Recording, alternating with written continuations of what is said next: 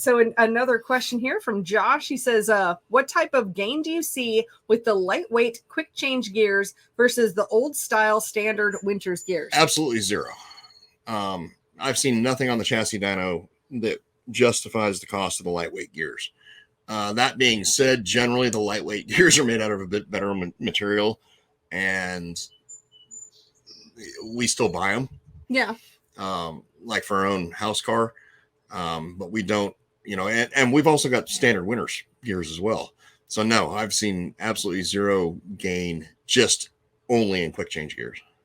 Yeah, and interestingly enough, I know gears were becoming harder and harder to get. So I just kind of looked at my list of all the things that I've sold in the last couple of years, and I put together a big order and sent it off to Winters, and I said, just send me what you got. Yeah. Whatever you can put in the box, send it to me. And honestly, and I normally haven't had gears on the shelf ever. I equate the quick change gears to like a harmonic balancer, for instance. So when you're talking overall power, overall horsepower, torque numbers, I see no difference between a, let's say, 5-pound harmonic balancer and a 10-pound harmonic balancer. It's not going to be a game-changing win or lose the race. Mm-hmm. What you may see, if you can even measure it, which on the chassis dyno we should be able to, but it's very minute, probably less than 1%, would be acceleration rate. Okay. So perhaps acceleration rate wise, the lightweight, trick, rim polish, super badass, high dollar gears will help in that aspect. But again, we're talking dirt where tires slip. So I don't think it's going to be, I'm talking dirt where tires slip. Asphalt may be a different story. But I don't think it's a game changing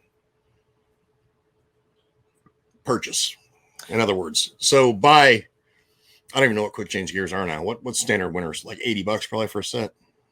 Yeah, I think 90. All right. Well, $80-$90. So, buy 2 sets of those for one set of high dollar, super tricked out quick change gears. Well, let me pile onto that question here. However, regardless of the gear, and tell me if I'm wrong, but I think the type of gear oil that you use that has a more of an effect than the actual gear itself. Yes, because you're talking parasitic drag at that point with quick change gears and gear oil. Mm-hmm. So you want the oil that's going to obviously have the least amount of friction and the least amount of parasitic drag. Yeah, and what I've learned about parasitic drag is how it creates parasitic drag. If we can think about a gear rolling around, really fast, and how it picks up that centrifugal force, and then you see like a gear that started off as 3 inches wide is now like 5 inches in diameter. Right. Well, some people would think that's a good thing. It's not a good thing. It means that the oil it is to a point, but not correct. But that extreme. It's sticking to itself. But what it's really doing is that is creating that is where the parasitic drag is coming in. Yep. Whereas what we want a gear oil to do is to come in. We want it to be a barrier between the two gears, so we don't have metal to metal, and we want it to go through and be gone. Because the longer it hangs out, the more heat that it can build. Correct. So we don't want it to build heat. And the same exact thing actually goes for engine oil.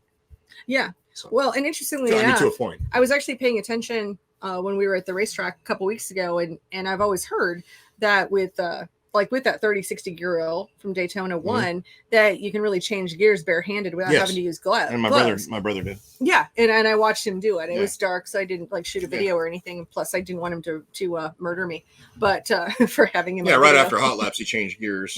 For qualifying. Right, for Alex with his bare hands. So. Yeah, and I don't think that.